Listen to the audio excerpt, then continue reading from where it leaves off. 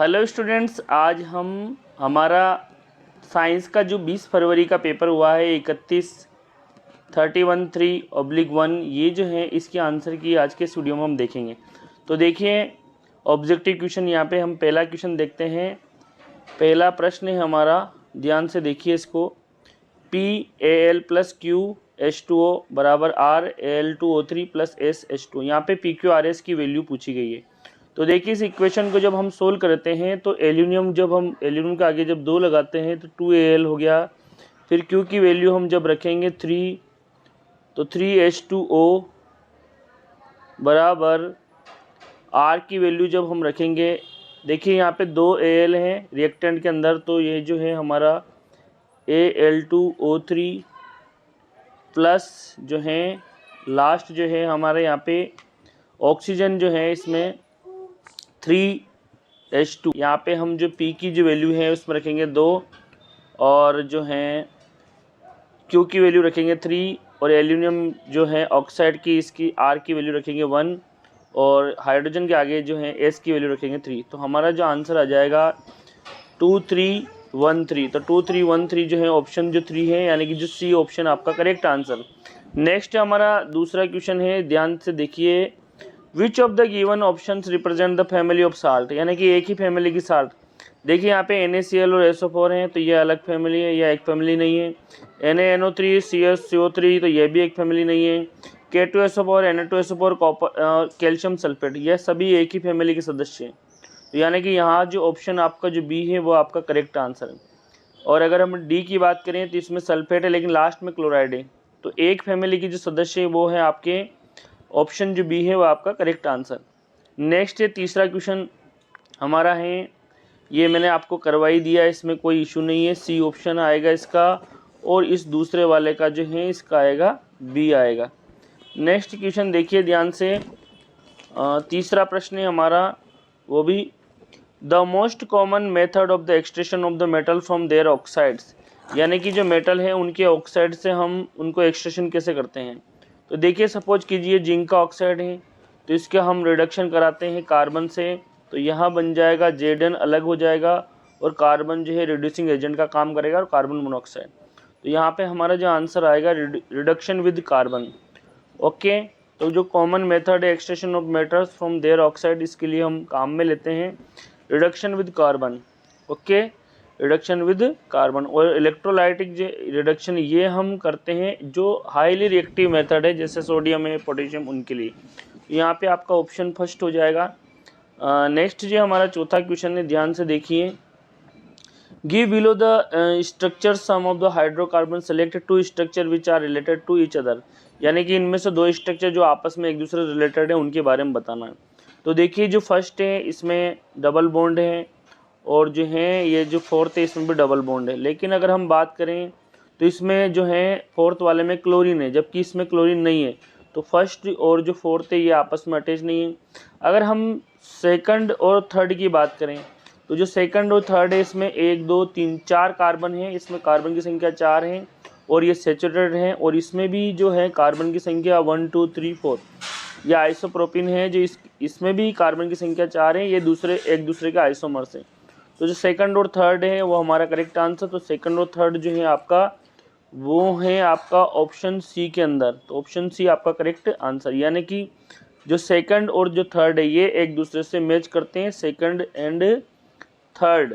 Okay, next हमारा अगला question है, पांचवा प्रश्न, ध्यान से देखिएगा।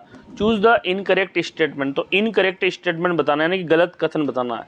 इसमें पूछा गया common reaction used in the hydrogenation of the vegetable, यानी कि वेजिटेबल ऑयल से हम घी बनाते हैं उस प्रोसेस को बताना। उसमें इनकरेक्ट स्टेटमेंट कौन सा है। It is an addition reaction, ये बात तो सही है। और it take place in the presence of nickel palladium, यानी कि निकल और पैलेडियम उत्प्रेरक की उपस्थिति में हम रिएक्शन कराते हैं, ये भी सही है। और जो है the product contain only single bond between carbon, ये बात भी सही है, यानी कि जो प्रोडक्ट बनता है वो सैचुरेटेड बनेगा क्योंकि यहाँ पर एडिशन करवा रहे हैं इसमें। और it is an addition reaction with the occurs in the presence of an acid catalyst, acid catalyst की उपस्थिति में कराते हैं, तो ये बात गलत है। तो हमें गलत जो है इनकरेक्ट स्टेटमेंट बताना। तो जो ऑप्शन जो डी है वह आपका सही होगा यहाँ पे, क्योंकि जो हम गलत स्टेटमेंट हमें पूछा गया था। ओके, नेक्स्ट जो है हमारा छठवां क्वेश्चन, ध्यान से देखिए। मैच करना है यहाँ पे हमें कॉलम फर्स्ट और column second. Site of fertilization egg with the sperm, तो साइट ऑफ जो फर्टिलाइजेशन है वो आएगा हमारा ओविडक्ट। ओके, तो जो है फर्स्ट का थर्ड से मैच कर लीजिए। तो जो फर्स्ट है उसका थर्ड है, यानी कि जो आपका ऑप्शन बी और डी हो सकता है इस आधार पर। फिर हम दूसरा देखेंगे साइट ऑफ इम्प्लांटेशन, तो इम्प्लांटेशन कहाँ होता है, ये होता है यूटेरस में। कहाँ होता है एम्ब्रियो का इम्प्लांटेशन। तो देखिए थर्ड और सेकंड जो है हमारा ऑप्शन जो डी है यहीं से हमारा पता चल चुका है, यानी कि जो ऑप्शन डी है आपका करेक्ट आंसर। और को भी हम मैच करके देख लेते हैं, कोई इशू नहीं है। Site of entry of the sperm into the female reproductive tract, तो फीमेल रिप्रोडक्टिव ट्रैक्ट के अंदर ये जो एंट्री करते हैं स्पर्म, ये सर्विक्स से करेंगे, यानी कि जो है हमारा वेजाइना से करेंगे, बिल्कुल। ओके, वेजाइना से फर्स्ट एंट्री होगी। और site through which the waste material generated by the developing embryo are removed, तो जो एम्ब्रियो जो रिमूव्ड होगा वो होगा अपना प्लेजेंटा से द्वारा। Site through which the waste material developing embryo are removed, embryo के अंदर वेस्ट मटेरियल प्लेजेंटा से ही जाएगा, क्योंकि प्लेजेंटा ही एक ऐसी स्ट्रक्चर है जो कि वेस्टेज मटेरियल्स को आउट ऑफ बॉडी ले जाती हैं। और ये जो फीमेल्स के जो है, जो माता है, उससे जो एम्ब्रियो अटैच होता है वो स्ट्रक्चर होती है। तो हमने यहाँ पे सारे कर दिए, मैच कर दिए। नेक्स्ट जो है हमारे सातवां प्रश्न, ध्यान से देखिए, 7th question. The part of the brain which maintain the posture and balance, यानी कि जो बॉडी का जो बैलेंस बनाता है वो बनाता है हमारा अनुमस्तिष्क, यानी कि सेरिबेलम। तो जो ऑप्शन जो सी है वह हमारा करेक्ट आंसर होगा इस क्वेश्चन का। नेक्स्ट जो हमारा, the plant hormone present in greater concentration in the area of the rapidly cell division, तो देखिए सेल डिवीजन सबसे ज़्यादा साइटोकाइनिन हार्मोन कोशिका विभाजन को प्रेरित करता है, सेल डिवीजन। तो ऑप्शन जो बी है वह आपका करेक्ट आंसर होगा इसका। 9वां प्रश्न, ध्यान से देखिए। Select a pair of the bisexual flower, यानी कि ऐसा फ्लावर का चयन करना हमें जो बाइसेक्सुअल है। बाइसेक्सुअल का मतलब उसमें मेल रिप्रोडक्टिव पार्ट्स और फीमेल रिप्रोडक्टिव पार्ट्स दोनों ही हैं। तो ऐसा फ्लावर्स जो होगा हमारा, देखिए पपैया जो है यूनिसेक्सुअल है, मस्टर्ड बाइसेक्सुअल है, हिबिस्कस और मस्टर्ड, यहाँ पे भी हिबिस्कस और मस्टर्ड, हिबिस्कस और पपैया, जहाँ भी पपैया आ रहा है वो अपना आंसर जो नहीं होगा बाइसेक्सुअल। तो पपैया आ रहा है, ये भी नहीं है, और हिबिस्कस ये भी नहीं है। तो हमारा जो आंसर आएगा यहाँ पे जो ऑप्शन जो बी है, क्योंकि हिबिस्कस यानी कि चाइना रोज और मस्टर्ड यानी कि सरसों, ये दोनों ही बाइसेक्सुअल यानी कि मेल और फीमेल रिप्रोडक्टिव पार्ट दोनों ही होते हैं इसके अंदर, एक ही फ्लावर पे। नेक्स्ट है gastric glands present in the wall of the stomach, यानी कि जो वॉल ऑफ द स्टोमच में गैस्ट्रिक ग्लैंड क्या रिलीज करती है। बहुत ही इंपॉर्टेंट क्वेश्चन है। म्यूकस और पेप्सिन, देखिए प्रोटीन का यहाँ पाचन होता है तो म्यूकस और पेप्सिन रिलीज करती है। सैलरी एमाइलेज ये नहीं आएगा, ट्रिप्सिन वाला नहीं आएगा, और ये भी नहीं आएगा।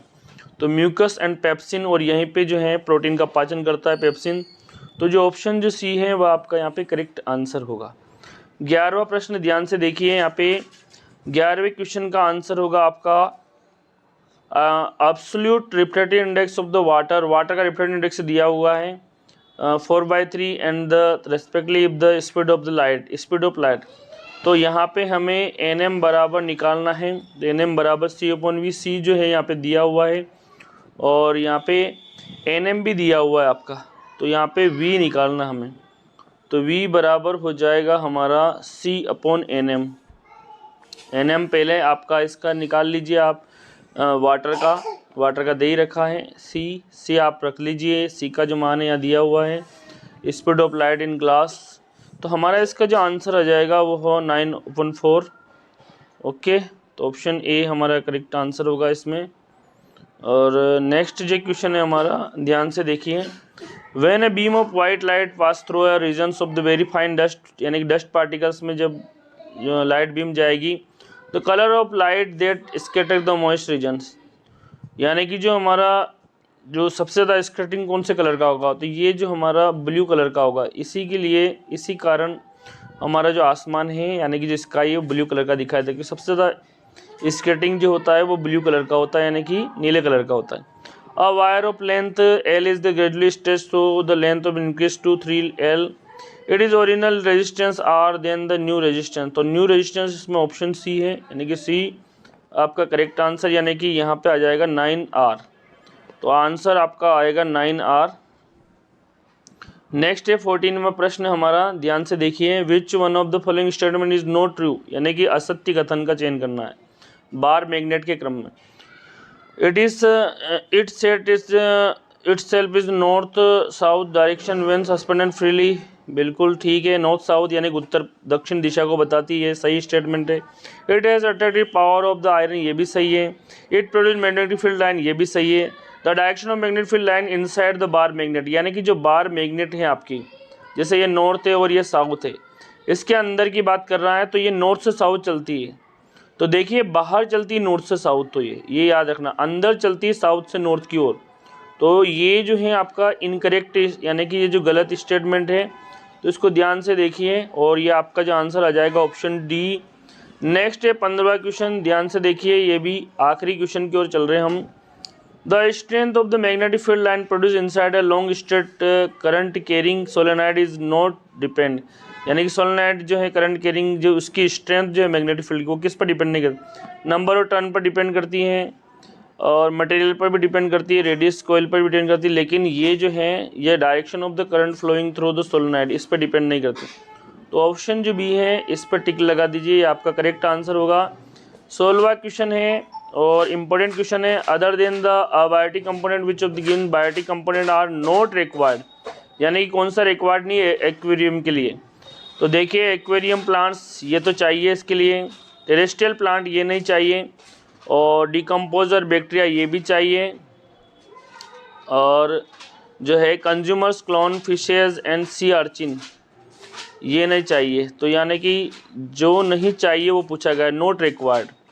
तो यहाँ पे आ जाएगा अपना कौन सा नहीं, सेकंड एंड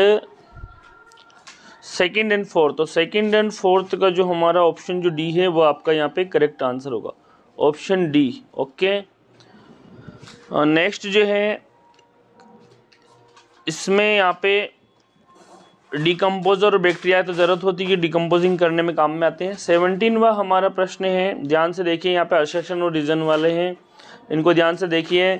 अगर ए है तो यानी कि असर्शन सही है और रीज़न उसको बताता है, दोनों सही है और उसको व्याख्या भी करता है। बी असर्शन सही है और रीज़न ट्रू है बट एक दूसरे से रिलेटेड नहीं है, एक्सप्लेनेशन नहीं कर रहे हैं। और सी जो है असर्शन सही है और रीज़न गलत है, आर इज़ फैल्स। और जो है डी आप उस कंडीशन पे करोगे जब असर्शन गलत है बट रीज़न सही है। तो देखिए 17वां जो पीछे क्वेश्चन क्या कह रहा है, इसको ध्यान से देखिए। Hydrogen gas is not evolved when a metal react with nitric acid, बिल्कुल ये बात तो सही है कि जो है ये फर्स्ट तो ये सही कह रहा है। Nitric acid is strong reducing agent, तो देखिए रिड्यूसिंग एजेंट नहीं है क्योंकि ये ऑक्सीजन नहीं देता है, क्योंकि ये जो है वाटर बना लेता है। तो यहाँ पे जो है जो बी वाला जो है ये आपका गलत है। तो आपका जो ऑप्शन हो जाएगा वो हो जाएगा assertion A is true but reason जो है वो फेल्स है, यानी कि जो सी ऑप्शन आपका करेक्ट हो जाएगा। नेक्स्ट 18वां प्रश्न हमारा, hydrogen gas is not evolved when, ये हो गया अपना 18 प्रश्न जो है। In our action of the writing और talking our nervous system communicate with the muscles, ये बात बिल्कुल करेक्ट है, और यानी कि जो पहला ऑप्शन है हमारा सही है। और दूसरा है cranial nerves spinal nerves from the peripheral nervous, बिल्कुल यही है, cranial nerves spinal nerves form ये पेरिफेरल सिस्टम बनाते हैं हमारे, दोनों ही सही है, लेकिन ये एक दूसरे को एक्सप्लेन नहीं कर रहा, रीज़न जो है उसको अच्छे से एक्सप्लेन नहीं कर रहा। तो हमारा जो आंसर आ जाएगा इसका जो आएगा वो आएगा बी। ओके, यानी कि दोनों सत्य हैं बट जो है रीज़न उसको अच्छे से एक्सप्लेन नहीं कर रहा है। 19वां जो है क्वेश्चन हमारा, इसको भी ध्यान से देखिए।